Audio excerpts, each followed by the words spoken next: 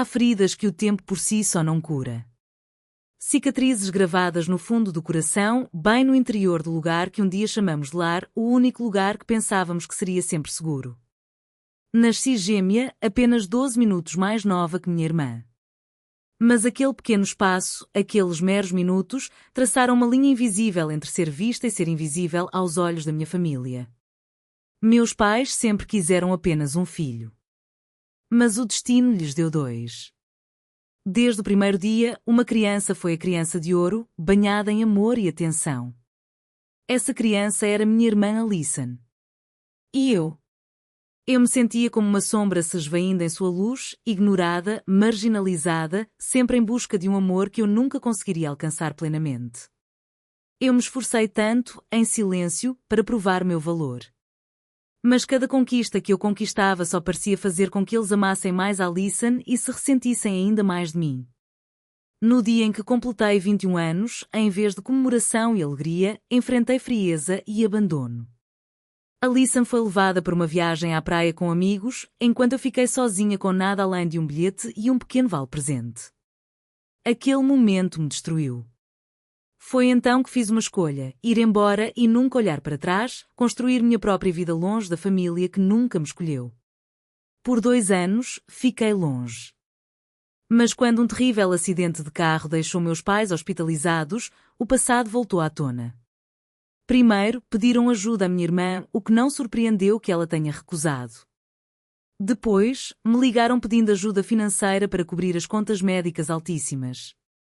Dividida entre o ressentimento e o dever, me deparei com uma encruzilhada: retribuir a dor ou recuperar a paz. Antes de nos aprofundarmos, conte-nos nos comentários abaixo de onde você está assistindo. Adoraríamos saber. Agora, relaxe e curta a história. Esta é a minha história, uma história de rivalidade, sofrimento e, por fim, autopreservação. Juntos, exploraremos os capítulos dolorosos, os momentos de confronto amargo e o que realmente significa encontrar a liberdade na escolha de si mesmo. Fique ligado na jornada que está por vir. Desde o momento em que entendi o mundo pela primeira vez, soube que estava vivendo à sombra de outra pessoa, minha irmã gêmea, Alison. Apenas 12 minutos mais velha que eu, mas poderia muito bem ter 12 anos. Porque para meus pais, ela era a filha perfeita, a de ouro, enquanto eu era apenas um detalhe. Eles queriam apenas um filho. A descoberta de que éramos dois pareceu uma reviravolta cruel do destino para eles. Uma reviravolta que os forçou a amar um e esquecer o outro. Ainda me lembro da dor no peito durante os jantares em família, quando meus pais sorriam radiantes com as menores conquistas de Alison, mas mal olhavam na minha direção. Os momentos humilhantes em que minhas boas notas eram apenas esperadas, enquanto as medíocres de Alison eram celebradas como triunfos. Eu tentava de tudo. Notas máximas, me destacar nos esportes e clubes, qualquer coisa para provar que merecia o amor deles. Mas cada tentativa parecia-me empurrar para um segundo plano. Não eram só meus pais. Até parentes ficaram do lado de Alison quase instintivamente. Minha tia perguntava animadamente a Alison sobre seu último projeto escolar, mas apenas assentia brevemente quando eu tentava compartilhar meus próprios sucessos. Na escola, alguns colegas acreditavam na versão de Alison das coisas, de que eu era a gêmea ciumenta sempre tentando ofuscá-la. Esse rótulo doía porque distorcia a verdade, me pintando como vilã quando tudo o que eu queria era aceitação. Eu era assombrada pela hostilidade nos olhos dos meus pais quando eu superava a Alison. A frieza deles não era só decepção, era como se uma parede se chocasse contra mim toda vez que eu tentava brilhar. Alison, por outro lado, era mestra em fingir vulnerabilidade. Ela chorava por pequenas coisas que eu fazia melhor, fazendo com que toda a família se unisse ao seu redor, como se eu fosse a causadora da sua dor. Era exaustiva, essa batalha interminável por amor que muitas vezes se transformava numa guerra de manipulação. Apesar da solidão, apesar das feridas, eu me apegava à esperança de que um dia tudo mudaria, que, se eu me esforçasse mais, eles finalmente me veriam. Mas eu só estava me enganando. E foi meu tio, com a voz arrastada e áspera em uma festa de ação de graças regada a álcool, que destruiu aquela frágil esperança. Foi ele quem revelou a verdade, que meus pais nunca quiseram 2 filhos, que apenas um poderia segurar seus corações. Naquela noite, depois de ouvir aquelas palavras, algo dentro de mim se partiu. Parei de tentar conquistar o amor dos meus pais. Parei de fingir que importava. A rivalidade com Alison não era mais apenas ciúme entre irmãos, era sobrevivência. Eu me vi mergulhando cada vez mais nos estudos e nas atividades extracurriculares, não porque gostasse delas, mas porque se tornaram as únicas coisas que me faziam sentir controle em uma situação incontrolável. Enquanto isso, Alison absorvia toda a atenção, mesmo que isso significasse distorcer histórias ou se fazer de vítima. Eu odiava isso, mas não podia negar sua eficácia. Ao longo daqueles anos, eu não lutava apenas para ser vista, eu lutava para proteger a pouca autoestima que me restava. Cada comemoração que Alison recebia era como sal na ferida, cada desrespeito dos meus pais, um lembrete de que eu era invisível. E, no entanto, essa dor era só minha, eu não podia compartilhá-la. Quem me ouviria? Quem acreditaria em alguém rejeitado pela própria família? Enquanto me preparo para a próxima fase da minha história, quero que você imagine viver sob esse peso todos os dias, a sensação implacável de que, não importa o que você faça, nunca é o suficiente. Essa dor me moldou, sim, mas também me ensinou resiliência. Viver com Alison era como entrar em um campo minado todos os dias. Não era apenas o favoritismo óbvio, o que tornava a ferida ainda mais profunda era sua maestria em distorcer a verdade, manipulando emoções como uma marionetista experiente. Ela sabia exatamente como fazer os outros acreditarem que ela era a vítima, a irmã frágil que precisava de proteção, quando, na realidade, era ela quem controlava tudo. Aprendi cedo que, por mais que eu me esforçasse, meus sucessos seriam rapidamente ofuscados por suas lágrimas e histórias de mágoa. Alison era especialista em transformar momentos de orgulho em momentos em que eu era vista como vilã. Quando eu trazia prêmios ou reconhecimento para casa, ela sorria docemente e, em seguida, contava baixinho aos nossos pais como estava magoada por eu tê-la feito se sentir inferior.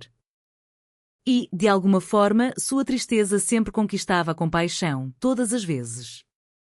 A crueldade disso nem sempre se resumia a palavras ou ações dirigidas apenas a mim. Era a maneira como ela listava todos os outros, parentes, vizinhos e até professores, em sua narrativa cuidadosamente tecida. Minha tia, uma mulher normalmente gentil, de repente me olhava com decepção, dizendo coisas como não machuque os sentimentos da Alison, ela tem um coração frágil. Era como estar em uma peça em que eu era antagonista e, por mais genuínas que fossem minhas intenções, o roteiro já estava escrito. O que piorava a situação era o quanto eu queria acreditar que ela se importava. No fundo, eu pensava que talvez se eu me esforçasse mais, lutasse com mais inteligência, eu poderia superar a farsa dela e encontrar uma irmã de verdade por trás da máscara. Mas Alissa não estava interessada em competição, ela queria holofotes e validação a qualquer custo. Lembro-me de uma noite, depois de um grande evento da escola em que fui elogiada, ela sussurrou alto o suficiente para que os outros ouvissem que eu só tinha sucesso porque colava ou tinha facilidade. Essas palavras me atravessaram como facas, ferindo ainda mais porque vinham do meu próprio sangue. Os jogos psicológicos travados entre nós eram exaustivos, como uma guerra sem armas, travada com silêncio, olhares e ressentimentos não verbalizados. Meus pais frequentemente ficavam do lado de Alison, acreditando que suas mágoas eram reais, o que me deixava isolado. Eu me sentia como se estivesse constantemente pisando em ovos, dolorosamente ciente de que, se demonstrasse força demais, seria punido com mais frieza e alienação. Mas demonstrar fraqueza significava me tornar seu peão.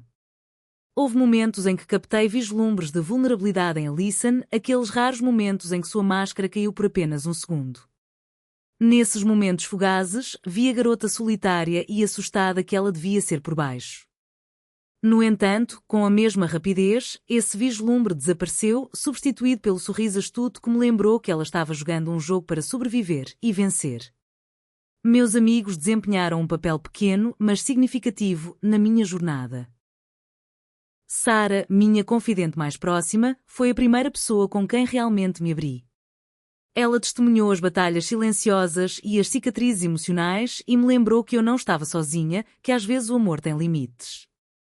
Seu apoio inabalável me deu força quando eu queria desistir. Por outro lado, alguns colegas, sem saber, alimentaram a narrativa de Alison, fazendo com que eu me sentisse excluída até mesmo entre meus colegas. Nesses anos de rivalidade e manipulação, tornei-me mais forte, não apenas em espírito, mas também na compreensão da natureza humana e da complexidade do amor familiar distorcido pelo favoritismo. Percebi que sobreviver aos jogos de Alyson significava mais do que conquistar o amor, significava proteger meu próprio coração.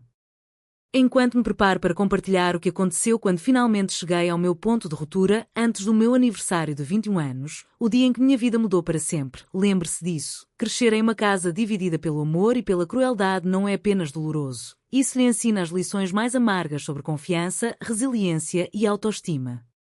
Completar 21 anos deveria ser um marco repleto de celebração, amor e esperança, um momento em que você entra na vida adulta com a bênção plena da sua família. Mas, para mim, aquele dia não foi nada parecido com um sonho.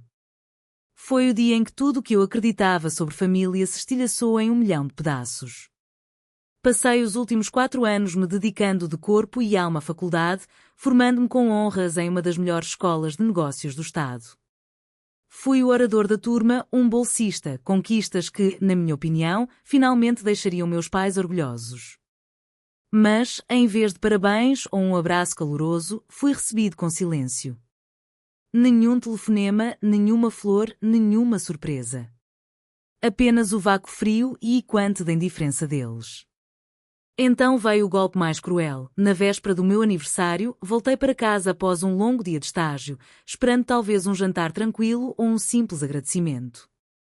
Mas tudo o que encontrei foi um bilhete. Um bilhete que dizia, eles tinham ido para a praia com a Alyson e as amigas. Ficariam fora por dias, deixando-me sozinha, com apenas um vale-presente de $50 que pareceu um tapa na cara. A traição me atingiu mais fundo do que eu poderia imaginar. Sentei-me no chão da cozinha, segurando aquele bilhete, sentindo-me invisível, abandonada e sem amor. Percebi então que, não importava o quanto eu conquistasse, não importava o quanto eu me esforçasse para ganhar a aprovação deles, eu sempre seria a segunda aos olhos deles. Naquela noite, chorei não apenas pelo aniversário perdido, mas por uma vida inteira de amor que nunca tive plenamente. Esse foi o meu ponto de ruptura. Eu não conseguia ficar em uma casa onde família significava frieza e rejeição. Fiz as malas discretamente, sem dizer nada a ninguém, e fui morar com uma amiga disposta a me ajudar a recomeçar. Foi assustador e libertador ao mesmo tempo. Partir não era apenas uma questão de espaço, era uma questão de sobrevivência, salvar o que restava do meu coração. Mas o que me chocou ainda mais foi a completa ausência de reação. Ninguém ligou para perguntar se eu estava bem, ninguém implorou para que eu ficasse. Meus pais pareciam quase aliviados por eu ter ido embora. Alyson? Ela não se importou o suficiente para notar. Aquele vazio cruel era a confirmação, eu importava tão pouco para eles que minha ausência nem sequer era registrada em seus radares. Com o apoio de amigos como Sara e alguns outros que me apoiaram, aprendi a me recompor. Eles me lembraram que família nem sempre é sobre sangue, às vezes, é sobre aqueles que escolhem ficar ao seu lado quando os seus não estão. No entanto, as feridas daquele aniversário ecoam na minha mente todos os dias, uma lembrança agridoce do amor que eu desejava, mas nunca recebi. Também marcou o início de um novo capítulo, um capítulo em que eu finalmente poderia decidir quem eu queria ser sem as pesadas correntes da expectativa e da negligência. 2 anos se passaram desde que deixei aquela casa para trás, a casa repleta de silêncio e frio abandono. Eu havia construído uma vida própria, tranquila, mas estável, longe da família que nunca me acolheu de verdade. Eu estava me recuperando, pedaço por pedaço frágil. E então, do nada, veio um telefonema que destruiu qualquer paz frágil que eu tivesse encontrado. São seus pais, eles sofreram um acidente de carro grave. A voz do meu tio tremeu do outro lado da linha, carregada de preocupação e um toque de algo mais, talvez culpa. Meu coração apertou instantaneamente. Eu não estava preparado para aquilo. Nem emocionalmente. Nem financeiramente. Mas eu sabia que precisava vê-los. Encontrei-os no hospital, ambos espancados, mas vivos. As costelas da minha mãe esmagadas, mas seu espírito ferozmente teimoso, meu pai machucado e enfaixado, ainda agarrado ao seu orgulho. Sem plano de saúde, sem rede de segurança, eles viviam com a perigosa crença de que se tomarmos cuidado, não precisaremos. Uma crença contra a qual passei anos me rebelando em particular. Minha mente acelerou enquanto eu processava a situação. Os ferimentos deles eram graves e as contas? Arrasadoras. E então veio a dura verdade, me pediram para ajudar a pagar. Lembro-me do nó no estômago se apertando enquanto eu ouvia, sentindo cada palavra como um peso afundando cada vez mais no meu peito. Meus pais, aqueles que mal reconheceram minha existência por anos, agora dependiam de mim financeiramente. Parecia que o universo tinha virado de cabeça para baixo. Pensei em Alison. Ela foi a primeira a ser informada sobre o acidente, mas se recusou a voltar para casa. Alegava que não podia abandonar os enteados e a nova família, que nem sequer eram seus biologicamente. Fiquei com uma mistura amarga de raiva e tristeza. Como a filha favorita pôde virar as costas para os próprios pais quando eles mais precisavam dela? Os motivos para se recusarem a ajudar estavam entrelaçados em orgulho, manipulação e conveniência. E lá estava eu, a criança esquecida, repentinamente lançada a uma responsabilidade que nunca pedi. Dentro de mim, uma tempestade feroz rugia. Uma parte de mim gritava para me proteger, para manter a independência que eu tanto lutara para construir. Outra parte lutava contra a culpa, a voz assombrosa do dever e da compaixão. Será que eu conseguiria mesmo abandoná-los, mesmo depois de tantos anos de dor? Família nunca foi simples para mim. Sempre foi um campo de batalha de traição e amor distorcido em algo irreconhecível. Mas este foi o teste mais difícil até agora. Durante esse tempo, encontrei apoio em lugares inesperados. Sarah não me julgou pelos meus sentimentos. Em vez disso, ela me lembrou que, às vezes, dizer não é um ato de amor próprio. Minha terapeuta, Dr. Harper, me ajudou a desvendar a culpa da verdade, que as escolhas dos meus pais, a negligência deles, não eram um fardo para eu carregar sozinha. Pensei nas promessas que meus pais fizeram, de que me pagariam, de que aquilo era apenas temporário. Mas, depois de anos de promessas quebradas, não foi fácil reconstruir a confiança. Nos dias que se seguiram, os telefonemas dos meus pais se intensificaram, raiva, desespero e até ameaças. Foi um lembrete brutal de que o amor às vezes pode se transformar em controle. As acusações de ingratidão da minha mãe, as últimas palavras do meu pai, me cortando como se eu fosse uma estranha, cada ferroada percorria minha alma. No entanto, em meio ao caos, eu estava aprendendo a encontrar uma nova definição de família, não uma baseada em obrigação ou dor, mas em respeito e limites. Justo quando eu pensava que a tempestade tinha passado, quando eu começava a juntar os cacos da minha vida fragmentada, Alison apareceu à minha porta. Inesperada, indesejada, mas impossível de ignorar. Ela havia mudado, pelo menos superficialmente. A garota atrevida que eu conhecia havia desaparecido, substituída por alguém polida e refinada, com a voz mais suave, mas com a mesma aspereza por baixo. Seu porte agora exalava sofisticação, uma máscara cuidadosamente elaborada para esconder o caos subjacente. Ela falava sobre sua vida, as festas luxuosas, as unhas feitas, os dias aparentemente perfeitos como dona de casa e mãe de seus 2 filhos pequenos. No entanto, por trás dos discursos sobre as alegrias subestimadas da maternidade tradicional, eu ouvia um desespero sutil, um anseio por validação que me parecia familiar demais. Mas nada disso amenizou o golpe quando ela começou a reclamar, não da sua vida, mas dos nossos pais. Como eles eram carentes, o quanto exigiam da sua nova família, como era injusto que ela tivesse que abandonar os filhos só para visitá-los depois do acidente. Era amargamente irónico. Lá estava ela, a criança de ouro, agora se pintando como vítima, jogando a culpa naqueles que me trataram como uma estranha por anos. Eu me esforçava para manter a compostura enquanto ela falava, aquela mulher pedindo compaixão por si mesma enquanto estava ali sentada, a filha ignorada que lutava há anos só para ser notada.